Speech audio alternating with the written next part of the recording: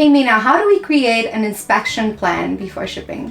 So, very good question. It's very important to inspect all of our goods and before they ever leave the manufacturer's warehouse. I'll give you a nice little story. The first 100 units that I shipped to Amazon, the bags were all very flimsy, and when you would drop them like from knee height to the floor, they would explode. So I got like 60 returns on the first 100 units. Lesson learned. It's very important because one bad batch of products, let's say even 50 out of 1,000 that are bad, could go to your customers, and then you can get so many negative reviews that can kill your listing completely. And if you know anything about Amazon, you know that it's impossible to remove negative reviews, almost impossible. I mean 99.99% impossible. So creating an inspection plan is very important.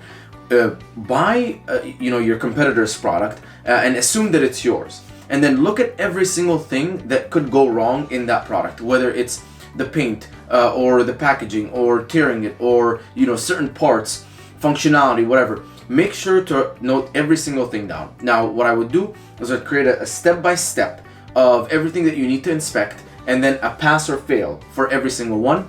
And on top of that, I would create a video of me inspecting my competitor's product. And so I would drop test it. Very important to do a drop test because you know that the Amazons are going to put it in the bubbler and throw it on the back of the truck.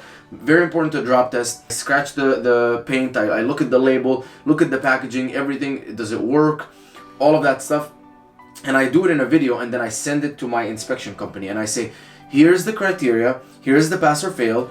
Here is a video of me doing the inspection, and if you guys have any other additions, I'm open to it. And generally they follow that. Now, there is something called the Military Spec 9000. This will help you understand how many units you need to inspect. It's not practical to inspect every single unit. So the Military Spec 9000 will say, okay, let's say you have 1,000 units or 50 boxes or whatever.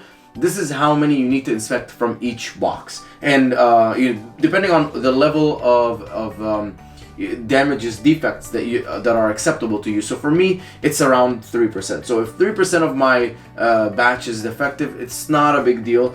Some people might say 0%. It's not going to be really practical to inspect every single unit. You might do a visual inspection of every single unit, but you can do a full inspection of every single unit. So, that's all of these things are things to consider.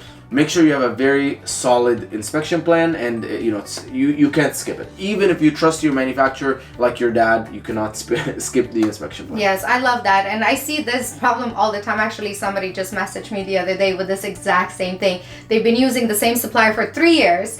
Everything was perfect, and then next thing you know, the next batch was terrible. They got so many returns. So definitely make sure that you use inspection every single time, even if the supplier is your best friend. 100%.